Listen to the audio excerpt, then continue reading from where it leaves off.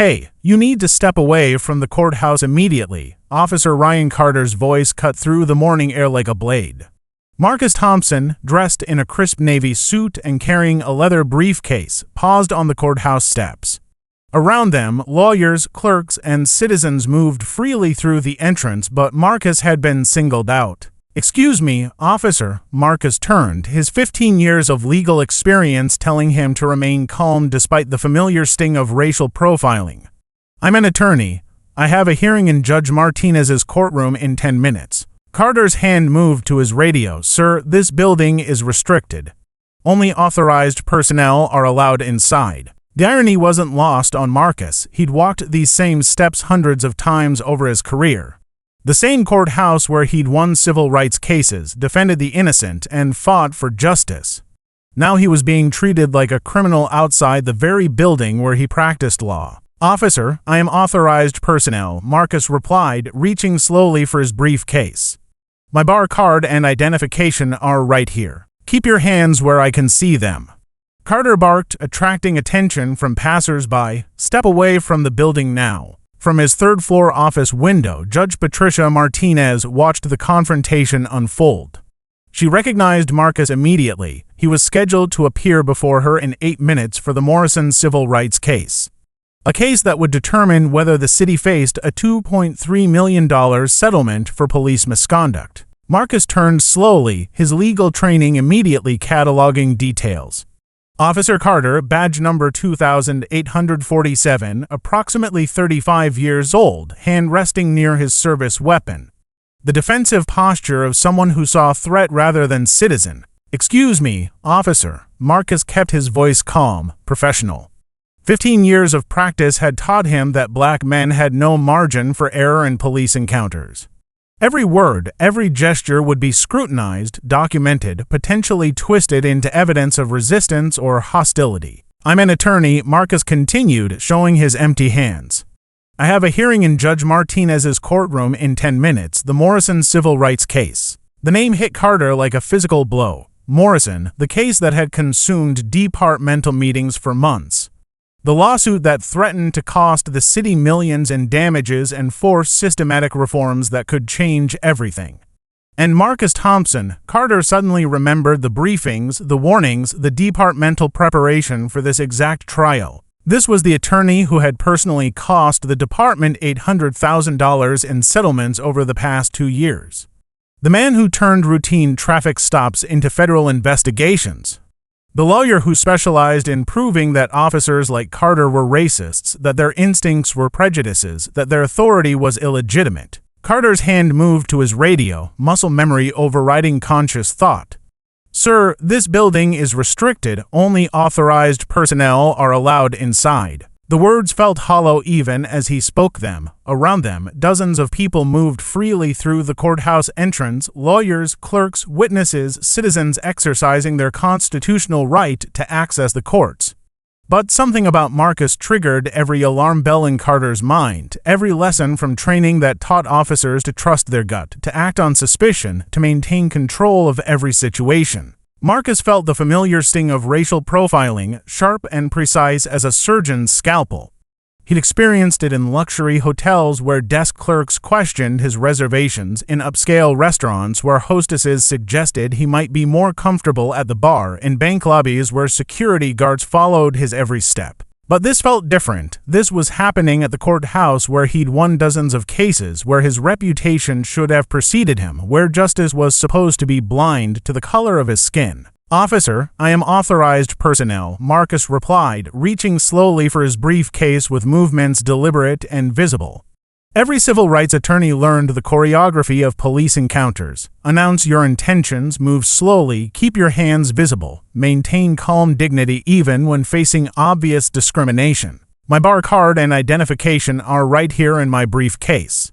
I'm licensed to practice law in this state and have been appearing before this court for 15 years. Carter's training kicked in, protocols drilled into him through years of academy instruction and departmental reinforcement. Sudden movements meant threat. Reaching for objects meant weapons. Arguing with authority meant resistance. The mathematics of police work reduced complex human interactions to simple equations. Compliance equals safety, resistance equals force. "Keep your hands where I can see them," Carter barked, his voice carrying the authority of badge and gun.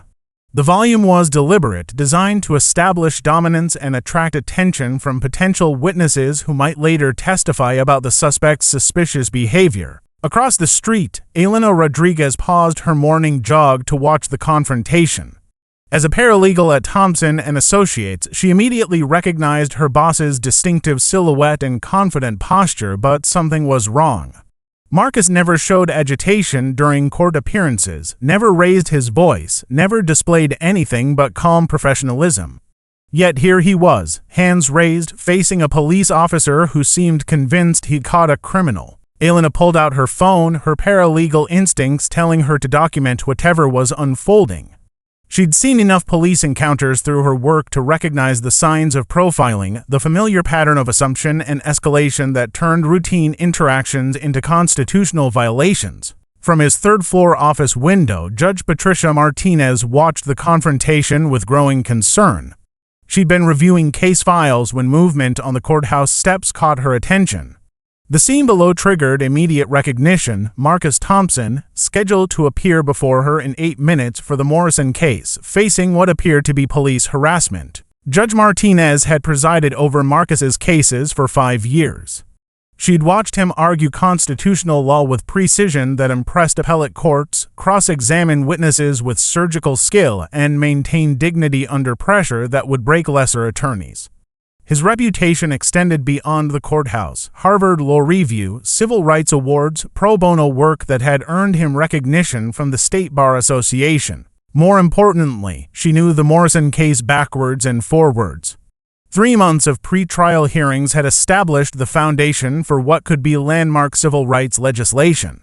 The police department's own statistics showed patterns of racial profiling so clear that defense attorneys struggled to construct alternative explanations.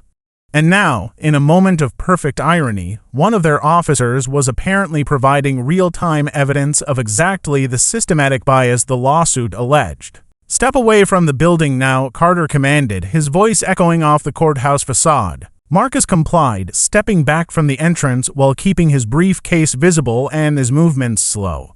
His Harvard law training had included courses on constitutional law, but his father's lessons had covered the practical reality of being black in America, how to survive encounters with police who saw threat where none existed, how to maintain dignity while facing humiliation, how to protect your life while asserting your rights. Officer Carter, Marcus read the nameplate with deliberate precision, committing badge number and details to memory with the same focus he brought to witness testimony.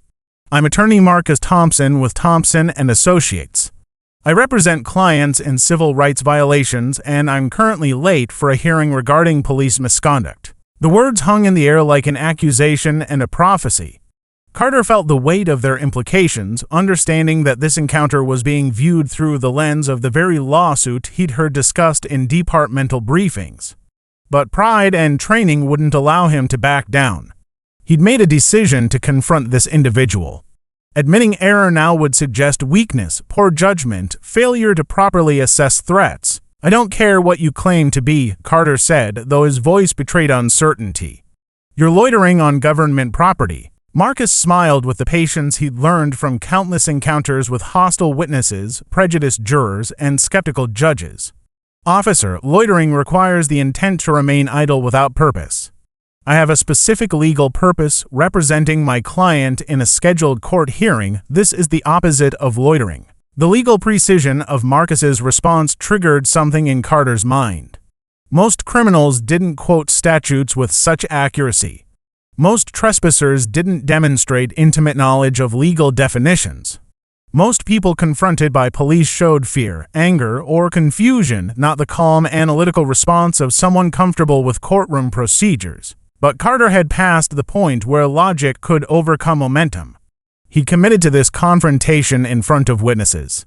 Backing down now would mean admitting he'd profiled an innocent man, that his instincts were prejudices, that his authority was illegitimate. The same pride that drove his success as an officer now trapped him in a situation spiraling beyond his control. Judge Martinez grabbed her phone, dialing courthouse security with the urgency of someone who recognized a constitutional crisis unfolding in real time. "This is Judge Martinez. There's an officer harassing Attorney Thompson outside the building. Send security immediately and alert the chief judge." Her voice carried the authority of 15 years on the bench and the moral outrage of someone watching justice being corrupted on courthouse steps. This wasn't just harassment of an attorney, it was an attack on the judicial system itself, a violation of the principle that courts should be accessible to all citizens regardless of race or appearance. On the courthouse steps, the confrontation attracted growing attention. Other attorneys entering the building paused to watch, recognizing Marcus from professional associations, bar meetings, and courtroom encounters. Word spread quickly through the legal community. Marcus Thompson, the civil rights attorney, was being harassed by police outside his own courthouse. Sarah Chen from the district attorney's office emerged from the parking garage, immediately recognizing both the attorney who'd cross-examined her witnesses with devastating effectiveness and the type of police conduct that made her job more difficult. As a prosecutor, she depended on police credibility to win cases. Officers who engaged in obvious misconduct undermined the entire criminal justice system. Sarah pulled out her phone, understanding that documentation was crucial. Police encounters involving attorneys created special legal complications. Marcus's status as an officer of the court gave him additional protections under state law. His pending appearance before the court created jurisdictional issues that could complicate any arrest.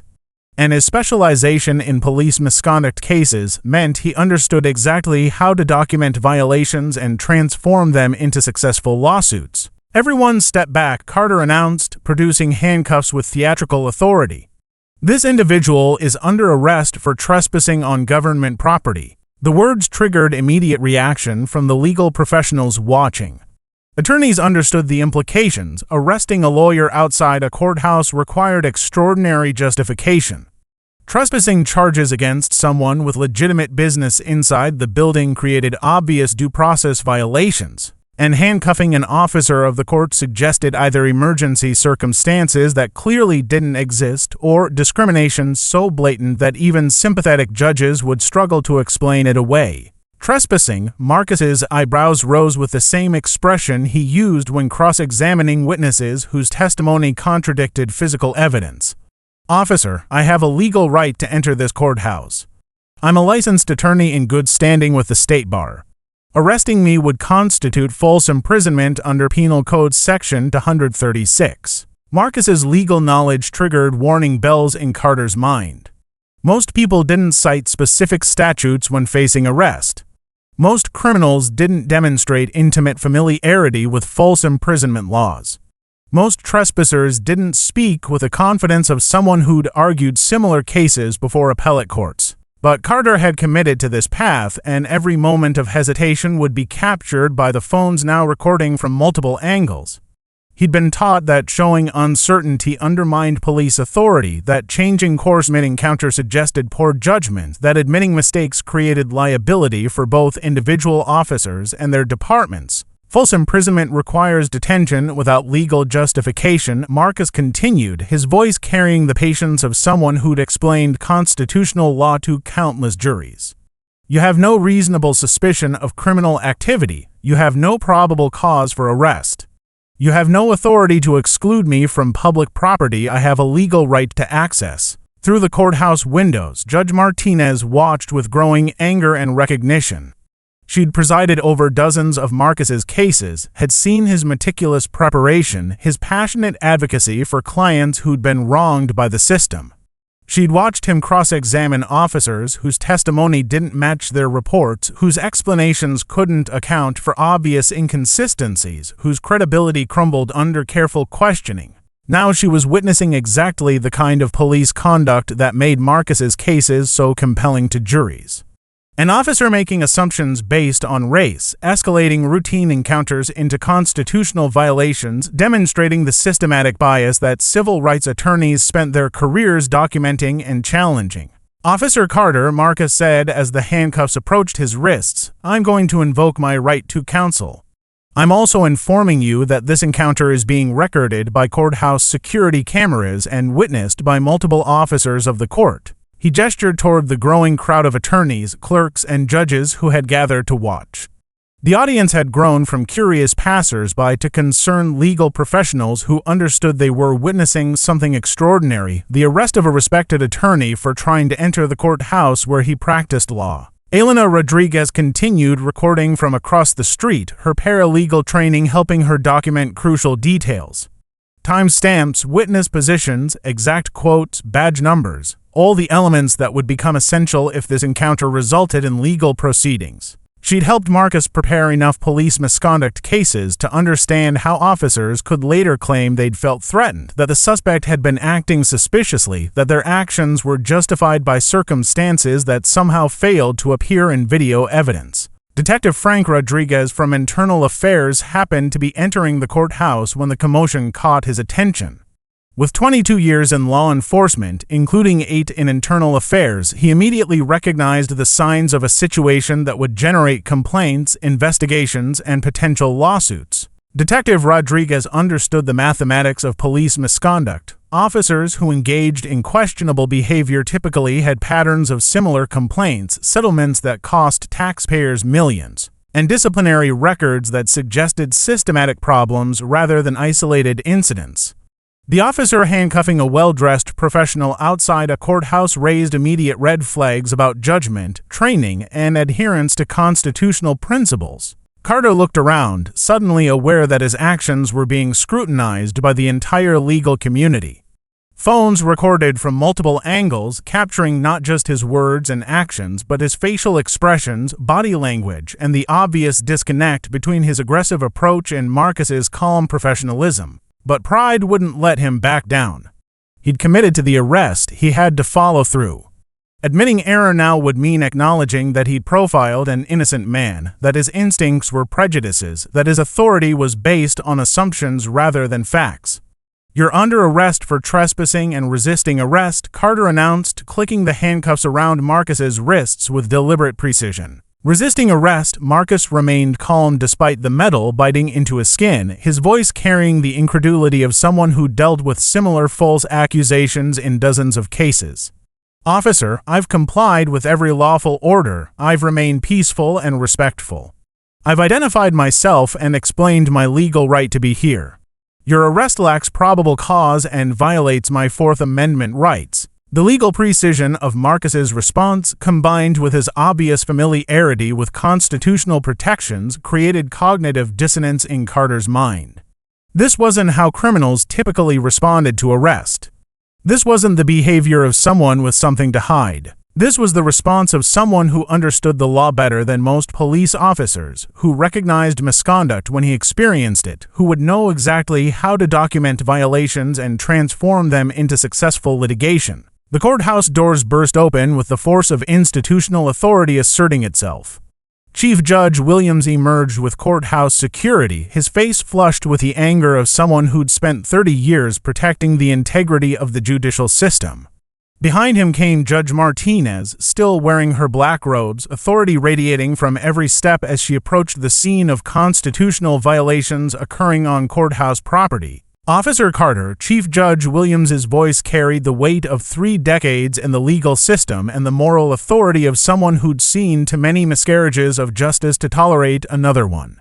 "Release Attorney Thompson immediately." The words hit Carter like a physical blow. Chief Judge Williams wasn't just any judge, he was the administrative head of the court system, the man whose recommendations could influence police department policies, whose opinions carried weight with city administrators who controlled police budgets and personnel decisions. Carter turned, handcuffs still secured around Marcus's wrists, understanding that his career had just taken a dramatic turn toward potential termination. "Your Honor, I was responding to suspicious activity. This individual was loitering." "This individual," Judge Martinez interrupted, her voice sharp with indignation and precise with legal authority, "is Attorney Marcus Thompson. He has a scheduled hearing in my courtroom in 4 minutes. He's been practicing law in this courthouse for 15 years. Your actions are unconscionable." The word unconscionable carried special legal significance. It wasn't just criticism, but a term that suggested conduct so outrageous that it shocked the conscience and violated fundamental principles of justice. Coming from a sitting judge, it represented a formal condemnation that would appear in official records and potential disciplinary proceedings. The crowd of legal professionals pressed closer, understanding they were witnessing a historic confrontation between judicial authority and police misconduct. Word spread through the courthouse with the speed of institutional scandal. A respected civil rights attorney had been arrested for trying to enter the building where he'd practiced law for 15 years. Rebecca Martinez, a court clerk with 28 years of service, pushed through the crowd with the authority of someone who'd seen every type of legal drama. She'd watched Marcus argue cases, had processed his filings, had seen him treat court staff with respect that many attorneys reserved for judges and juries. "Officer," Rebecca called out, her voice carrying the moral weight of decades in the judicial system. "Attorney Thompson has been coming through these doors for 15 years. He's never caused trouble, never shown disrespect, never given anyone reason to question his right to be here." Her testimony carried special significance because court staff observed attorney behavior more closely than judges. They saw who was prompt, who was prepared, who treated everyone with dignity regardless of their position in the courthouse hierarchy. Their opinions shaped the informal networks that influenced case assignments, scheduling preferences, and professional reputations. Detective Rodriguez stepped forward, his internal affairs badge visible to everyone present. "Officer Carter, I'm going to need to see your incident report for this arrest." The mention of internal affairs created immediate tension. Officers understood that IA investigations could destroy careers, that misconduct findings could result in termination, loss of pension benefits, and potential criminal charges. Carter's decision to arrest a prominent attorney was about to face the scrutiny of investigators trained to identify patterns of problematic behavior. Carter's stomach dropped as the full implications hit him.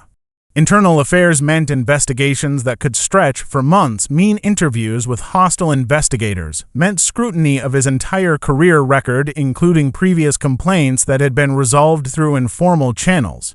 "Detective, I was following proper protocol for suspicious individuals," Carter began, but his voice lacked the confidence he'd shown moments earlier. "Suspicious?" Chief Judge Williams's voice rose with indignation that echoed off the courthouse facade. "Officer, Attorney Thompson is a member of the bar in good standing. He represents clients before this court regularly. Your protocol appears to be racial profiling." The accusation of racial profiling carried devastating legal implications.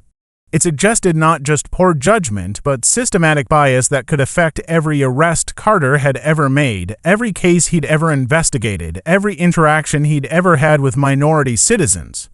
Defense attorneys would use this incident to challenge his credibility in future cases. Prosecutors would hesitate to call him as a witness, and his entire career would be viewed through the lens of demonstrated prejudice. Marcus stood quietly, allowing the system he'd served faithfully to defend him. The handcuffs remained tight around his wrists, a symbol of the injustice he'd spent his career fighting and evidence for the civil rights case that would inevitably follow. The irony wasn't lost on anyone present. An officer was providing perfect evidence for the exact type of discrimination lawsuit that the courthouse regularly adjudicated.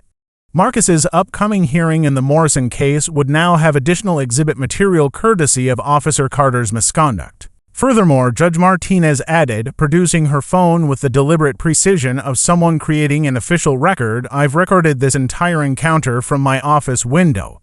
Every word, every action, every violation of Attorney Thompson's constitutional rights. Video evidence recorded by a sitting judge represented the highest quality documentation possible. Courts trusted judicial credibility above all other witnesses, and Judge Martinez's recording would be virtually unimpeachable in any subsequent legal proceedings." Carter's face went pale as he understood that his actions weren't subject to interpretation or alternative explanations. A judge had recorded everything, creating an official record that would be reviewed by investigators, prosecutors, civil rights attorneys, and potentially federal authorities. Sarah Chen from the DA's office approached with the authority of someone who prosecuted criminal cases and understood the legal implications of police misconduct. "Officer Carter, I'm Ada Chen. I've observed this entire encounter. Attorney Thompson committed no crime, yet you've arrested him without probable cause. This could constitute false imprisonment, civil rights violations, and official misconduct. The legal charges Chen outlined represented a progression of severity that could destroy Carter's career and personal life. False imprisonment was a misdemeanor that could result in jail time. Civil rights violations were federal crimes that carried significant prison sentences. Official misconduct could result in termination, loss of pension benefits, and permanent prohibition from law enforcement careers. The mathematical reality of Carter's situation crystallized with devastating clarity. He'd arrested a prominent attorney without cause, violated constitutional rights in front of witnesses, provided evidence for the very discrimination lawsuit he'd heard discussed in departmental briefings, and created liability exposure that could cost the city millions in settlements. Chief Judge Williams Marcus said with the calm dignity that had made him legendary among civil rights attorneys, "I'd like to file a formal complaint regarding this officer's conduct. I'd also like to request that this incident be reported to the State Bar's Civil Rights Committee and the FBI's Civil Rights Division." The mention of the FBI sent shockwaves through everyone present. Federal investigation meant scrutiny that extended beyond local police departments to patterns of systematic constitutional violations. The Civil Rights Division had authority to impose federal oversight, mandate systemic reforms, and prosecute cases that could result in prison sentences for officers found guilty of violating citizens' constitutional rights under color of law. Carter's knees nearly buckled as the full scope of potential consequences became clear. FBI investigation meant federal prosecutors, meant grand jury proceedings, meant the possibility of federal prison sentences that carried no possibility of parole. Detective Rodriguez activated his radio with the reluctance of someone who understood that his next words would trigger investigations that could reshape the entire department. Internal Affairs to all units. Officer Ryan Carter, Badge 2847, is hereby suspended pending investigation of civil rights violations. Report to headquarters immediately for questioning. The announcement of suspension created immediate reaction from the crowd. Officers understood that suspension pending investigation suggested serious misconduct allegations that couldn't be resolved through informal disciplinary measures. It meant Carter's arrest powers were revoked, his badge and weapon would be confiscated, and his entire career was under review. Officer Carter, Chief Judge Williams said with deadly quiet authority, "Remove those handcuffs immediately. Then report to your supervisor for disciplinary proceedings." Carter fumbled with his keys, his hands shaking as he unlocked the restraints that had become symbols of his career's destruction. The handcuffs that were meant to assert his authority had become evidence of his misconduct, documentation of constitutional violations that would follow him through whatever remained of his law enforcement career. Marcus rubbed his wrists where the metal had left red marks, evidence that would photograph well in the civil lawsuit he was already contemplating. The physical marks would heal within hours, but their documentation would provide lasting proof of the unconstitutional force used against him. Attorney Thompson, Judge Martinez said with visible emotion and formal recognition of the injustice that had occurred, "On behalf of this court, I apologize for this unconscionable treatment. This courthouse should be a sanctuary of justice, not a place where officers of the court face discrimination." Her apology carried official weight because judges rarely acknowledged systematic failures. When they did, it represented recognition that institutional problems required institutional solutions, that individual misconduct reflected broader patterns that needed to be addressed through policy changes and accountability measures. Marcus straightened his tie, picked up his briefcase, and smiled with the grace that had made him legendary among civil rights attorneys. His dignified response to humiliation demonstrated exactly the kind of character that juries found compelling and that made his testimony so credible in court proceedings. "Your Honor, this experience reminds me why my work is necessary," Marcus replied with the moral clarity that had driven his career choice 15 years earlier. Officer Carter has just provided compelling evidence for the Morrison case I'm about to argue. The Morrison case, Carter's blood ran cold as he remembered the departmental briefings, the warnings about the attorney who specialized in police misconduct, the case that threatened to force systematic reforms throughout the police department. Marcus Thompson was the lead attorney, and Carter had just handed him perfect evidence of the discrimination they were suing to stop. The irony was devastating in its completeness. An officer concerned about a lawsuit alleging racial profiling had just provided textbook evidence of racial profiling. The very discrimination the case sought to address had been demonstrated in real time by a member of the department being sued for discriminatory practices. Elena Rodriguez approached from across the street, her paralegal training evident in the organized way she documented the encounter. "Mr. Thompson, I recorded everything from multiple angles. The video clearly shows Officer Carter's actions and your responses. Additional documentation from Marcus's own paralegal provided redundant evidence that would be impossible for defense attorneys to challenge." Elena's professional relationship with Marcus established her credibility, while her legal training ensured she'd captured all relevant details with the precision required for litigation. The crowd watched as Carter's career unraveled in real time, from confident authority to suspended officer facing federal investigation in less than 30 minutes. The transformation served as a stark reminder that police authority carried responsibilities, that constitutional violations had consequences, that accountability still existed in the American justice system. "Officer Carter," Marcus said as the disgraced policeman prepared to leave, his voice carrying the compassion that had made him effective with juries who needed to see justice tempered with mercy, "I hope you understand that this isn't personal. This is about accountability. This is about ensuring that every citizen, regardless of race, can enter a courthouse without fear of harassment." Marcus's response demonstrated exactly the kind of character that made his testimony so compelling. He'd been humiliated, handcuffed, and arrested without cause, yet his first concern was systemic reform rather than personal revenge.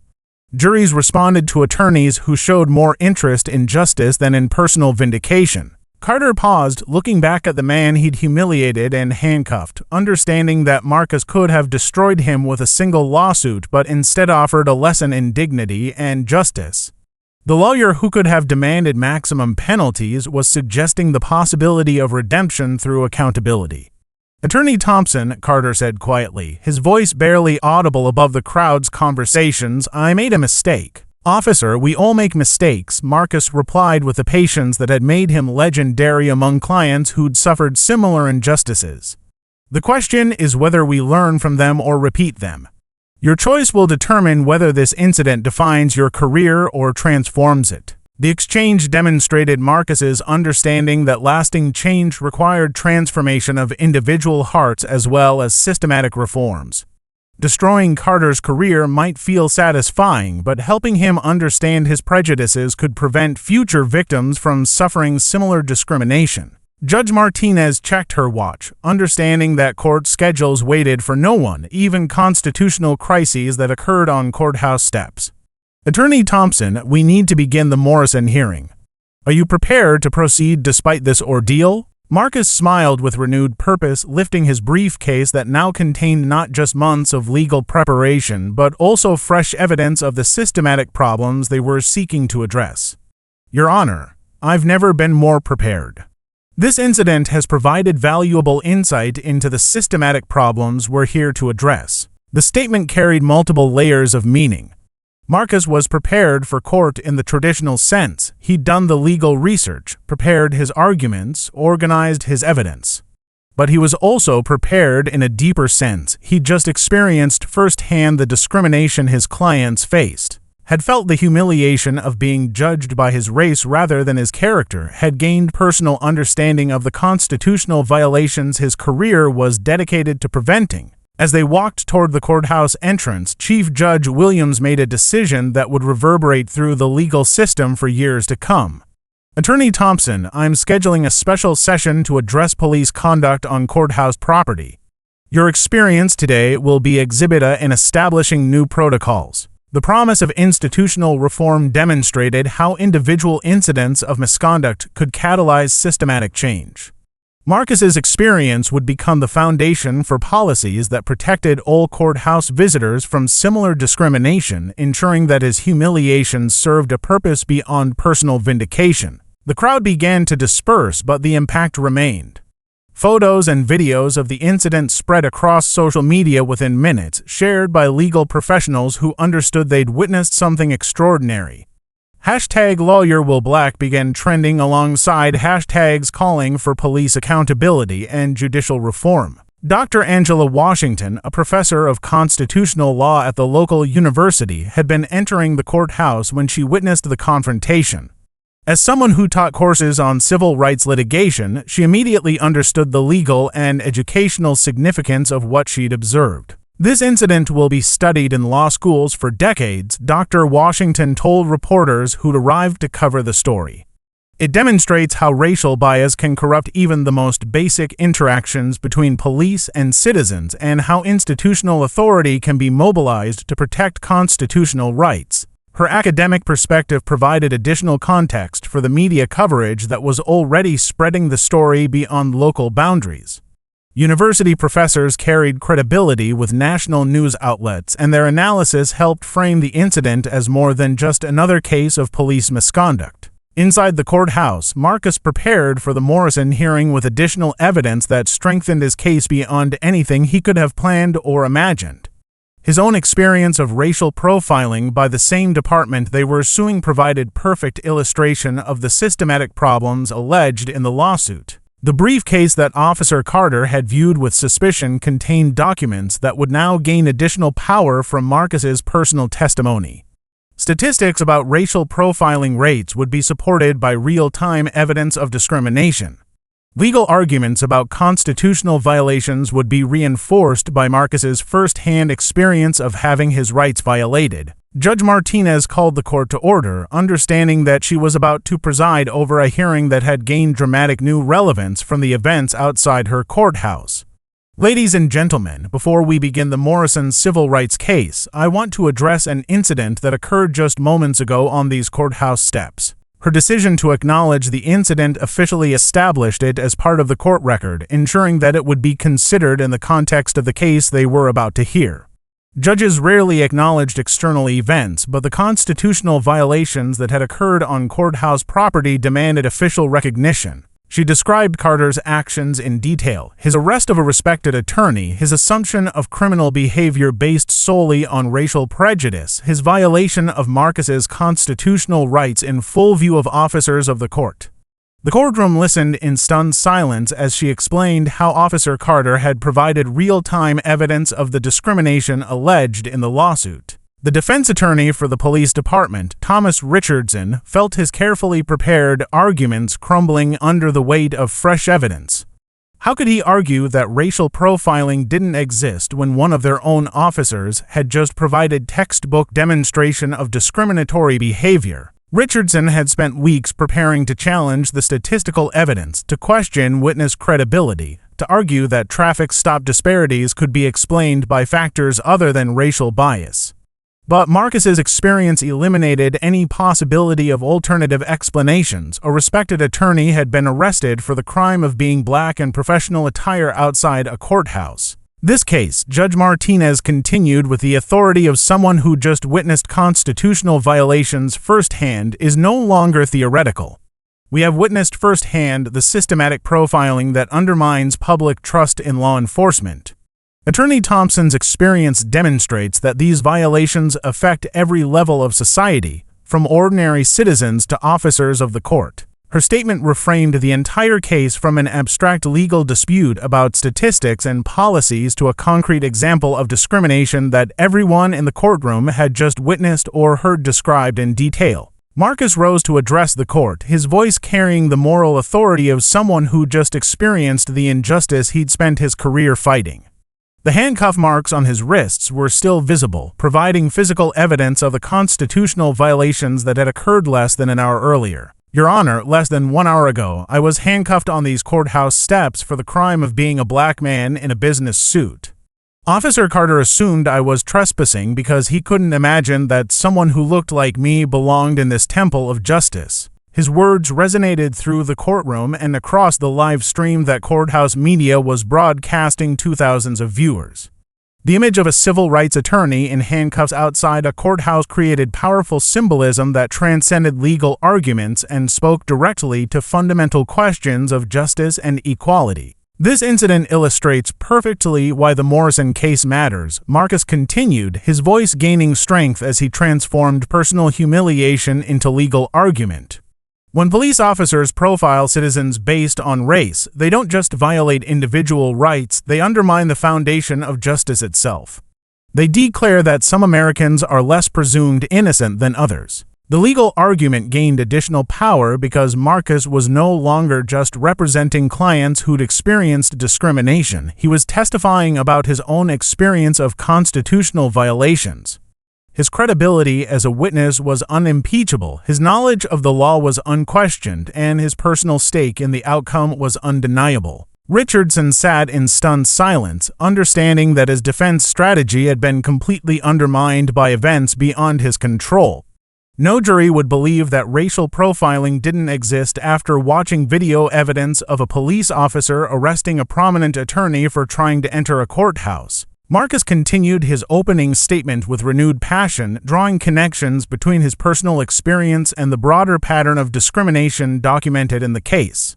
Officer Carter's actions weren't aberrations, they were manifestations of systematic bias that require systematic solutions. Body cameras, bias training, civilian oversight, accountability measures, these aren't anti-police policies, they're pro-justice reforms. The argument for specific remedies gained additional credibility because Marcus had just experienced exactly the kind of discrimination that proper training and oversight were designed to prevent. His recommendations weren't theoretical proposals but practical solutions to problems he'd personally encountered. Judge Martinez nodded with growing conviction, understanding that the case before her had evolved from abstract legal arguments to concrete evidence of constitutional violations that she'd witnessed firsthand. Furthermore, Marcus said, reaching into his briefcase with the same careful movements he'd used during his arrest, I'm prepared to testify as a witness in this case. My experience today, witnessed by judges, attorneys, and court staff, demonstrates that racial profiling isn't limited to traffic stops or street encounters. It happens at the courthouse steps, in professional settings, to officers of the court. The offer to testify created additional complications for the defense. Marcus's testimony would carry extraordinary weight because of his professional credentials, his personal experience, and the documentation of his arrest by multiple witnesses, including a sitting judge. Richardson understood that challenging Marcus's credibility would be impossible. How could he question the testimony of a Harvard-educated attorney who'd just been wrongfully arrested in front of dozens of legal professionals? How could he argue that Marcus was exaggerating or misremembering events that had been recorded by multiple cameras? The impact was immediate and profound. A civil rights attorney testifying about his own experience of discrimination carried unprecedented credibility. His testimony wool. 6 months later, Marcus received a handwritten letter. The return address showed Carter's name, but from a community college, not a police station. Attorney Thompson, the letter read, I wanted you to know that I've enrolled in criminal justice classes focusing on constitutional law and civil rights. You were right that day. This incident could define my career or transform it. I chose transformation. I hope someday to work alongside attorneys like you, fighting for the justice I once undermined. Marcus smiled, filing the letter in a folder marked Redemption. Even Officer Carter had learned that accountability could lead to growth, that admitting mistakes was the first step toward making amends. The courthouse where he'd been humiliated now displayed a plaque in the lobby, Justice is blind to color, creed, and class. All who enter here in pursuit of justice are welcome, protected, and respected. Below the plaque, a small photograph showed Marcus on the courthouse steps, briefcase in hand, walking toward justice with the same dignity that had carried him through handcuffs, humiliation, and ultimate vindication. The lesson remained clear. When we witness injustice, we have choices. We can remain silent and allow prejudice to flourish, or we can speak up and demand the accountability that creates lasting change. Officer Carter's moment of prejudice had become a community's moment of progress. Marcus Thompson's experience as a victim had enhanced his power as an advocate. The courthouse steps where he'd been arrested became a symbol of the justice system's ability to correct its own failures. In the end, the handcuffs that were meant to humiliate had become symbols of liberation, not just for Marcus, but for every citizen who deserved equal treatment under the law, regardless of the color of their skin or the assumptions of those sworn to protect and serve. Justice, Marcus reflected, wasn't always swift, but when pursued with patience, dignity, and unwavering commitment to truth, it was ultimately unstoppable, even when it began with handcuffs on courthouse steps.